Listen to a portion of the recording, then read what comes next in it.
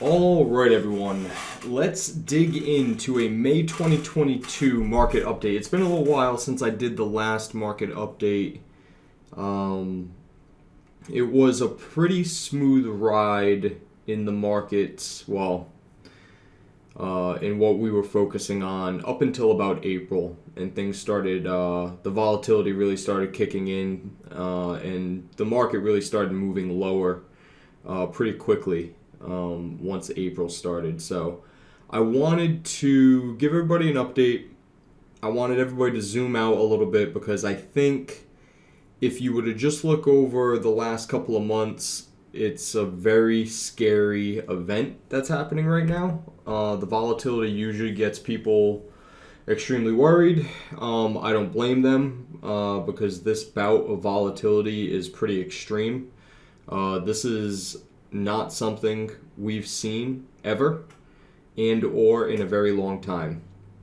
So we haven't seen moves like this in the Nasdaq and some of these meme and technology and software stocks since the dot-com bubble. So this is pretty drastic. But and many of you who've watched the videos know that just because technology and software stocks head lower doesn't mean that the whole market heads lower. And however, that has been the case over the last month or two, but over the last year or so, that hasn't been the case, and historically, that is not the case. So let's dig in here. So we're looking at the S&P 500 zoomed out.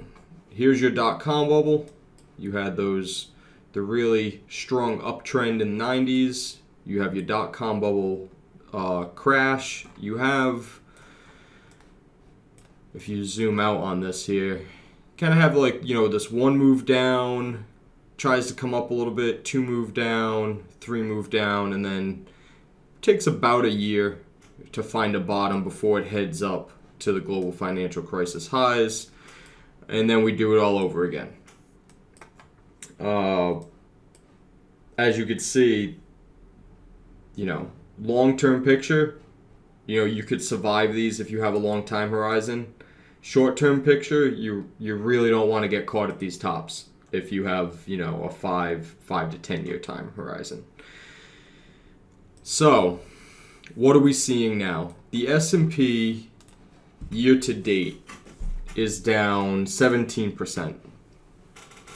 And if I were to go to the Nasdaq,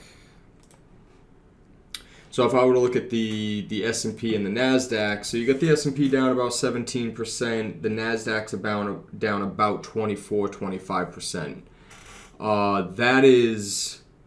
That's a rough start to the year. One of the worst starts in history. If we were to just end the year here, it would be one of the worst. It would be one of the worst years in history. That isn't a recession, right? Because we're not currently in a recession.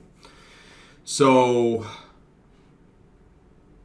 but has that been the case for everything, right? And a lot of people believe that the market is the market, and if the market goes down, all stocks go down. If the market goes up, all stocks go up. But over the last couple of years of doing the videos and sending out the emails, hopefully at this point you understand that that is not the case. And we're going to look at the sectors to really, really show you what's been happening underneath the surface. So we're going to have the S&P, so just the broad market on tap here. We're going to look at oil services. We're going to look at oil and gas exploration and production. We'll look at some agriculture, some metals and mining. Let's look at some regional banks, some airlines. Let's look at software and internet because those are the things that have been getting killed. Biotech, poor biotech is getting hurt pretty bad. And then we're just going to go generally to energy, materials, industrials, financials, technology, and that should kind of round it out for us. So what we're looking at here is the market is down 17.05%, and the only things that are really doing worse than the S&P, but not necessarily worse than the Nasdaq, is technology doing worse than the S&P, right around where the Nasdaq is, because the Nasdaq is technology heavy. You have biotech down 30%. You have software companies down 33.55%. And then you have internet down 39.91. So tech heavy, software heavy, growth oriented, where a lot of these companies have a lot of debt. And that's a lot of, if you start valuing these biotech companies with higher interest rates, the value goes lower and lower. So, but if you look on the flip side of that, you have energy sector, oil services, oil and gas, E&P, and you have metals and mining. And those are all still up on the year for now. I believe they're going to stay up on the year. I believe what we've just seen over the last month and a half is the worst of it. We have all of the indications that we were near, I think it was about 3, 4, 5 weeks ago, we had every indication that we were nearing some kind of near-term bottom, and then the bottom fell out. And we continued lower. But to zoom out and to really put that into perspective, if you were to look back in mid-April at a lot of these stocks and a lot of these sectors, they were hitting highs, right? They were, you had oil services up almost 70% on the year. Oil and gas E&P up about 52, 53% on the year, and so forth. So these were massively, that's almost like a decade's worth of outperformance built into a year. And fast up begets fast down. And what that really means is that you never really can just go vertical. And as great of a start as it was to start the year, it had to cool off a little bit. And it has. It has cooled off a little bit. But it's still up, and it's still outperforming everything else. So the commodities, metals and mining, energy, that core thesis is still very much intact at this point. There's nothing saying that, we're off track. To juxtapose that to what we've been seeing in the Nasdaq. The Nasdaq, from high to low, and a lot of these hit their highs in November 21, the Nasdaq is down about 28, let's just call it 28% over the last 7 months. And to zoom out on this, you really just have to remember how far away from the trend we got. Right, this is your standard trend. You oscillate above, you oscillate below, you oscillate above, you oscillate below, and then you take on a completely different angle. And this A-shape action that is about to occur is going to get ugly. Just as a reminder, let's go back to the dot-com bubble. This is what the dot-com bubble looked like. You had this blow-off, comes down, tries to get back up, gets rejected at that top level, and then game over for the next 2 years. I do believe, that's better. I do believe, that we're going to see a down market for the next 2 or 3 years minimum. But as I've shown you in many charts, in this period with rising rates and higher inflation, higher commodity prices, producers of those commodities outperform, and cyclicals tend to outperform. And cyclicals are generally, value is generally companies with great balance sheets, good management, paid dividends, good free cash flow, companies that have been around for a long time, that know how to make money, that have a moat, companies that don't have to take on a lot of debt to grow anymore. Those days are over. And that's really where you want to be invested in this environment, because companies that have the valuations based upon growth, once inflation goes up, your valuation gets completely crunched. And the reason for that is that the cost of that debt goes higher and higher, so the cost of that growth goes higher and higher. So the Nasdaq has came down, but that doesn't tell the whole story. Year-to-date performance, 50%. Okay, so I'm just going to pull up a list of technology that is down just this year, 50%. And you have 12 pages times 20-ish. Okay, 240 stocks just this year in the technology sector that are down 50%. If I were to back this up a little bit and go over the last year, negative 50%,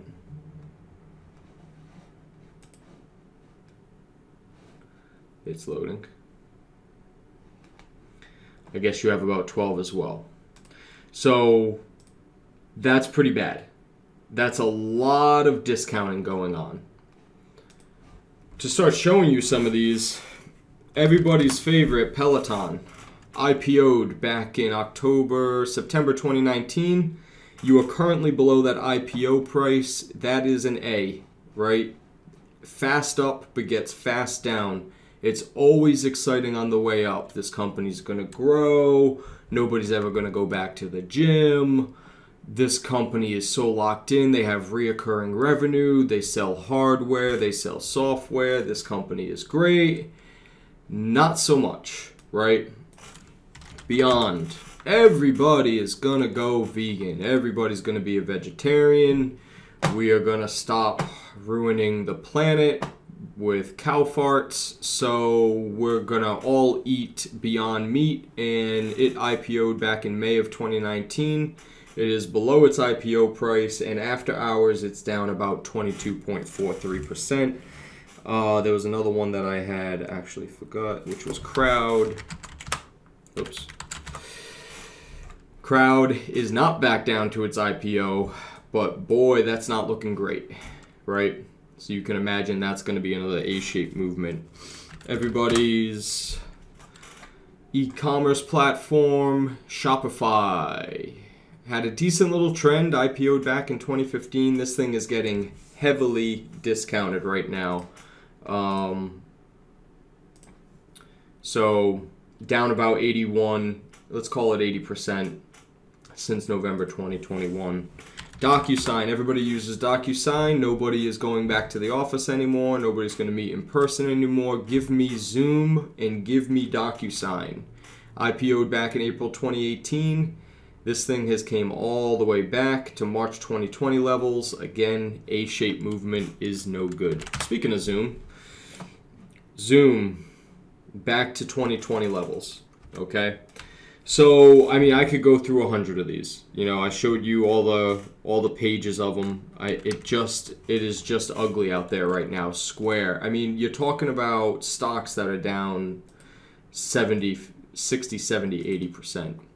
So the reason I want to show you this is because even though PayPal, everybody uses PayPal, right? This thing is well below 2020 prices at this point. It is touching 2018 prices. Maybe just a couple more just to really ESTC, packaged software company, back at 2020 prices, full round trip. I think it's Palantir. Another software company, well below IPO price in 2020. So you get the point, right? And these were the darlings of 2017 through, say, 2020, right? You know, if it was a growth company, if it was a stay-at-home company, you needed to be a part of it because it was the future. You know, the world was coming to an end. We all were going to be home for the rest of our lives and game over, right? Well, now they've all been discounted, and now we're going to see how much they're really worth because they have to turn whatever growth they were able to sustain into profit. And if they're not able to do that, if they're not able to generate free cash flow, that's an absolute problem in an inflationary environment. So let's go ahead before I show what has kind of happened to the metals, mining, and energy sectors, as well as some of the cyclical plays that we've been looking at. Let's just look at some data here. And so one of the main things that I really want everybody to understand is that this is a bond story. This is all about inflation and bonds and bond yields. And so in a rising interest rate environment, when the Fed raises rates, these are the average annual total returns during those rising rate periods.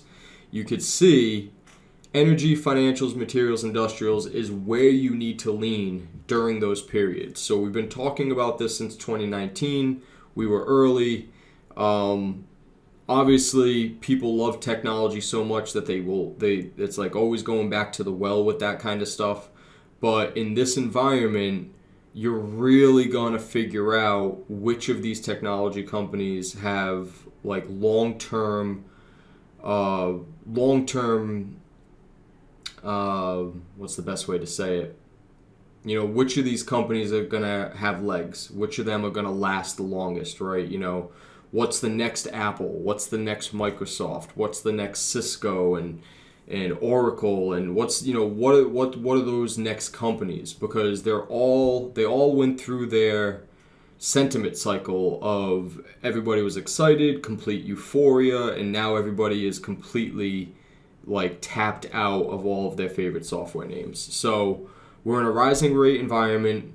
You could see the rising rate periods here. You have all of them going all the way back to 2001, 2002, which is the one that we always reference, because during these periods of time, that's when metals, mining, and energy had outperformed the most. So you could see that here. That's where you have to be. I probably showed this a few times. I showed it when it was down here. Now we're up to 3.7%. This is a little dated, you know, probably somewhere around 4% right now. So S&P 500 energy sector weighting. What this is showing you is what percent weighting of the S&P 500 of the market is the energy sector. And you could see we're coming off of all-time historical lows. So keep that in mind there. That if the market is efficient, if it's a mean reverting mechanism, this is going to go back up during this period. And if it goes from 3% to 5% to 6 or 7 or 8%, you're talking about doubles, triples, and quadruples in certain stocks. So that's really important to understand when it comes to understand the opportunity of all this. There's no reason whatsoever that you should be taking shots, because here's the thing. Once this plays out, it takes a very, very long time. I could show you how that played out with a company like Juniper. If you were to scroll out, you get this A-shaped movement. Juniper has been under its June 20, whatever, you know, it's 2001 prices for 2 decades. So you get this A-shaped movement. It takes a long time, a very long time to recover. Look at Microsoft. Microsoft made that A-shaped movement. It was a behemoth, a Goliath back in the day, just like Apple is today. Took 14 years, even longer, right? Took 16 years to come back. So I get it. You think Apple isn't going to do it, but it's the exact same chart, just a different time, and it's going to be game over. And Apple, because Apple and Amazon and Google are such high weightings within the Nasdaq and the S&P, that means it's going to drag the market down with it, right? So, you know, for people who have 401ks, if you're in passive funds, if you're just in the S&P 500 fund, you're not in the S&P 500. You're not. You're in Apple. You're in Amazon. You're in Google. And your passive fund that was just supposed to be a basket of stocks is so heavily weighted in technology, you're going to get dragged with these stocks. And they are going to go down. The process has already begun. You know, it takes about 1 or 2, 2.5, 3 years to find a bottom. It's going to play out, and then, you know, we're going to come back to them and see if they're a better buy then.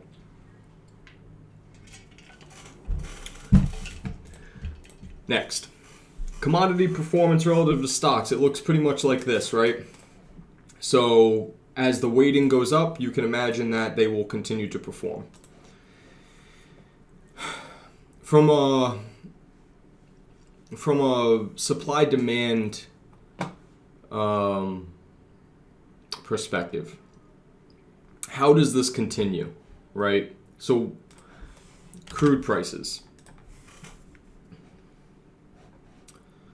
Let's go weekly.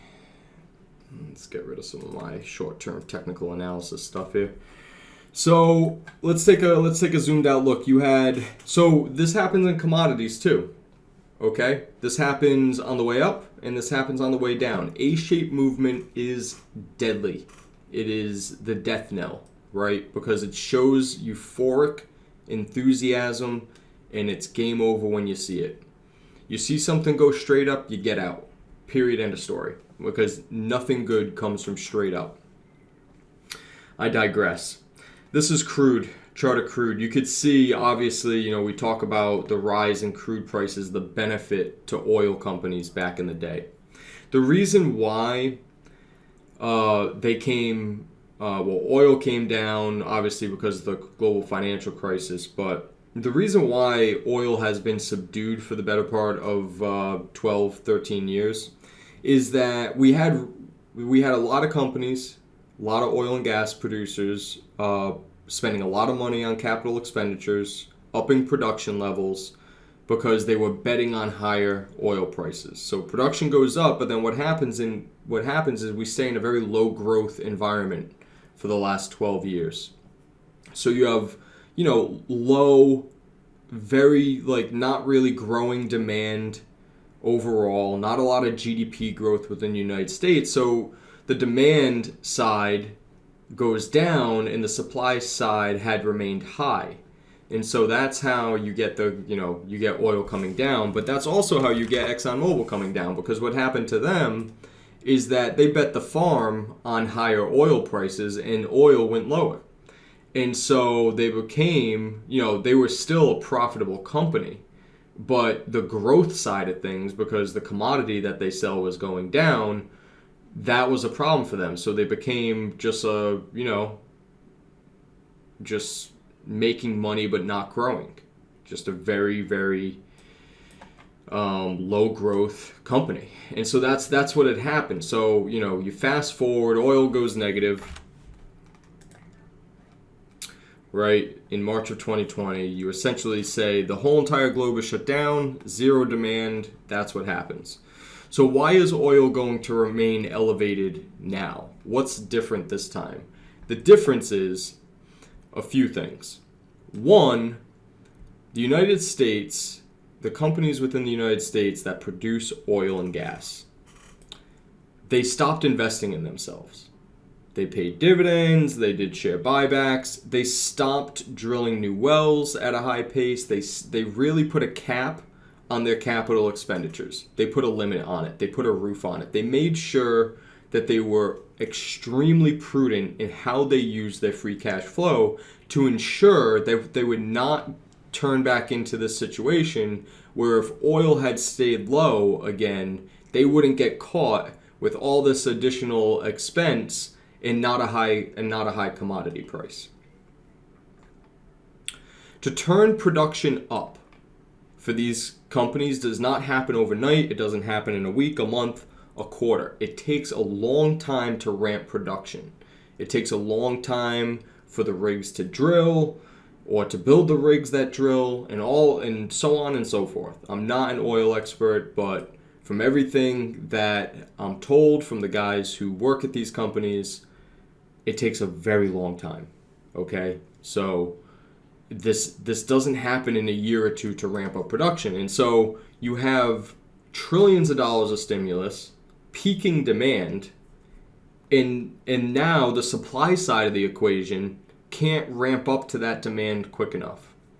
The only thing that resets this is a recession, which is what everybody fears. But even still, the supply side is not going to be catching up. If we have a recession, it's going to take even longer for the supply side to catch up. You might have a little A-shaped move like this again, But these companies are not going through what they went through after the global financial crisis. That's not happening again. They're not just going to ramp production very quickly. So by the time they make the decision, and then by the time it actually happens, you're talking years. You're talking 3, 5, 6, 7 years.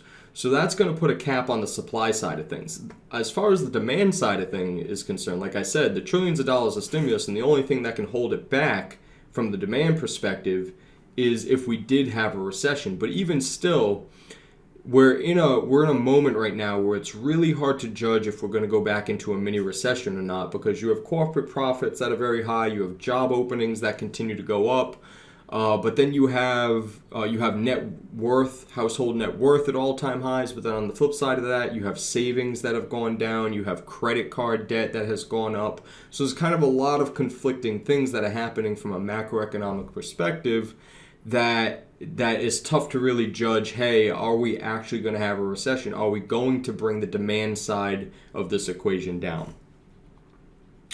So no matter what way you look at it, in the long run, okay, because we're not going to go through a 5-year recession. That's never going to happen. We're not going to go through a decade recession. So even if we have a couple quarter, 2, 3, 4, let's say we have a whole entire year recession or something like that, that's only going to dampen the demand side for that period of time.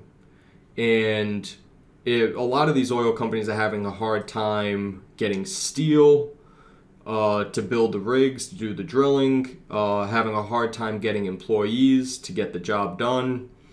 And so that will get even worse with a recession. It just drags this out. So the long story short, and I know that was a little long-winded, the longer that crude oil stays up at these levels, the companies continue to be extremely profitable, paying down debt, creating free cash flow, getting the dividends reinitiated, and doing stock buybacks. Okay. So we don't need that. Here's the chart for that. So what this is showing you is that the capital expenditures continue to go lower, right? So they ramped up their Capex coming into 2014, 15, and 16, and then oil prices leveled off, went down, their capital expenditures collapsed over the next 2 or 3 years, and then they're right here right now. So these companies are barely spending any money to drill new wells, build new rigs, and all the other things that they do, while the price of the commodity is back at levels that we saw when they were spending this much. Okay? So this is a great little chart to kind of depict what I was just saying. This is playing out right now. It's going to take a long time. As you can see, it takes years to ramp up this capital expenditure. Well, we're back all the way down here. We're at levels of capital expenditure that we haven't seen since 2002, 2003, 2004. Very important to understand that. So I've showed you this chart, right? And I said, okay, energy had a great start to the year as far as the equities in the sector has gone, but then it got hit. Let's look at what that means. Some of our favorite stocks. Alcoa. This is aluminum, but we're going to just run through all the commodity stocks that we normally look at. So Alcoa has really been going sideways, even though it's a highly volatile sideways, for the better part of 13 years. You get this massive run, massive run, because you have low supply, huge demand, because aluminum is a main component of a lot of the things that we want to do with renewables and electric vehicles. So you get this massive run of about 1,700%, 15, whatever, from the low to the high, yeah, about 1,700%. So obviously, I had just spoke when it comes to software about what happens when you get a fast move up, right? Fast up begets fast down, and that's what we see here. If you zoom out, though, the difference is that you've created all of this cushion below, this big comfy mattress below of, from a technical analysis standpoint, like, it's very good to have interested buyers and sellers below. It's not a good idea to have them above. I could show you a million examples of that, but we're not going to get into a super technical analysis discussion. The point is, Alcoa had made this amazing run, and now it has came down about 40-something%. Okay? From a very long-term perspective, it didn't get back to all-time highs at all. This has been super volatile, as you could see. But Alcoa is going to be the main supplier of aluminum for a long time to come. Aluminum demand is going to continue to rise. Aluminum prices are very high right now, as you can see. So even though at these prices, you had to take a discount, especially over the last, the last 3 weeks have just been incredible. You figure you see a nice slow move back down, but this has just been violent, volatile. It scared the hell out of people. But from a long-term perspective, when you zoom out, it's a great buy here. It probably wasn't a great buy at 90. You were never going to pick the low. You get lucky if you get somewhere in the middle, but you come back to this level. It's a great opportunity. CENX is the ugly stepchild of Alcoa. Same situation, right? Makes this huge run, comes back here. I didn't expect it to come all the way back this far, but it's at a better price now. It's at a much better price with all the tailwinds that are behind it. It's a great opportunity to get into it, in my opinion. FCX, which is Freeport-McMoRan, they focus on copper. All these charts are going to look a little bit the same if you get some of my ugly lines off of it here. So same action, right? You have this huge move up, volatility sets in, comes back down. I wouldn't be surprised if Freeport-McMoRan came back down to maybe the 28, 29 area. If it does, even better. Same situation, electric vehicles, renewable energy.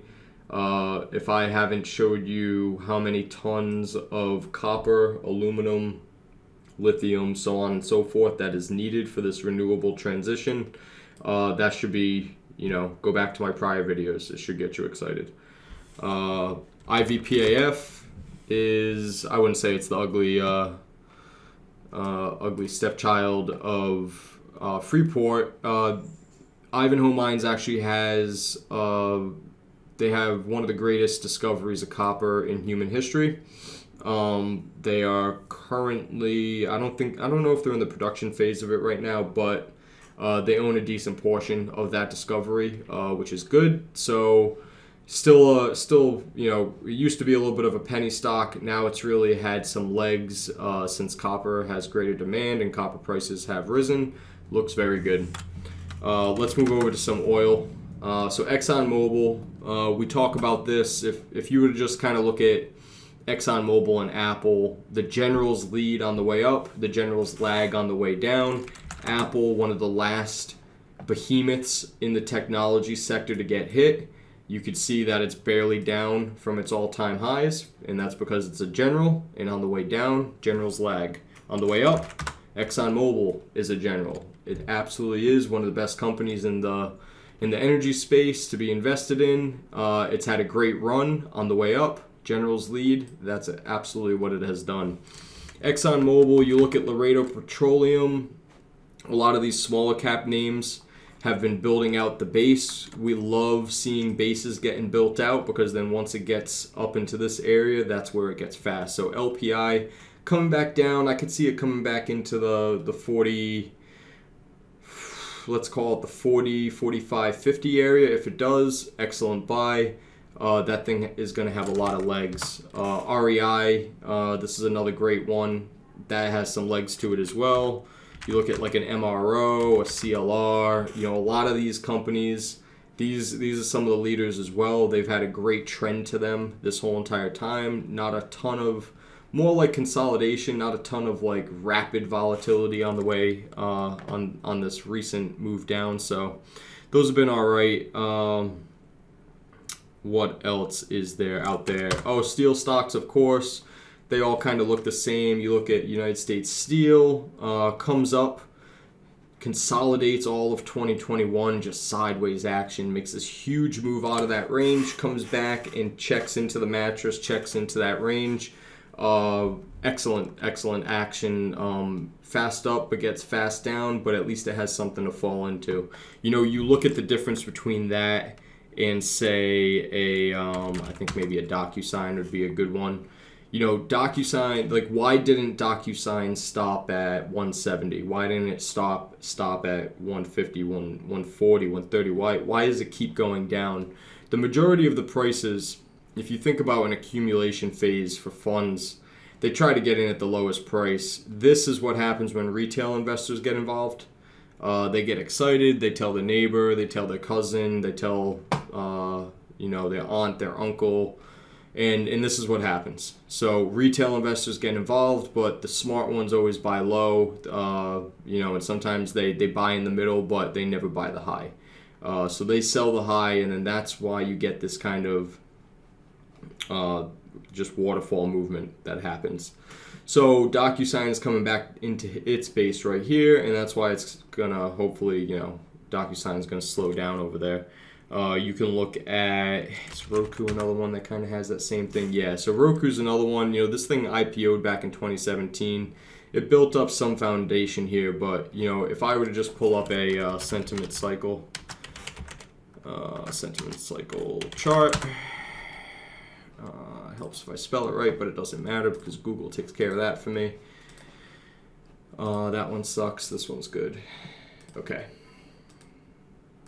So it's a little small, but you get the point here. So what the idea is, it goes, you get these moves on the way up, returning confidence, enthusiasm. You get a dip. Everybody wants to buy the dip, right?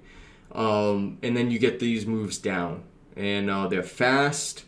Little consolidation, panic, discouragement, then you climb the wall of worry, you get aversion, back into that base that we talk about, and then you get your denial phase, returning confidence. The reason I show you that is because that's kind of what happened with Microsoft, right? If I were to, you get your fast move up, which you could see, right? Fast move up. You're returning confidence, so you get these moves here. There's your returning confidence. You get your enthusiasm. That is your enthusiasm. You get these moves down. You could even see this kind of buy the dip too, buy the dips here. This move, down, up, down, right?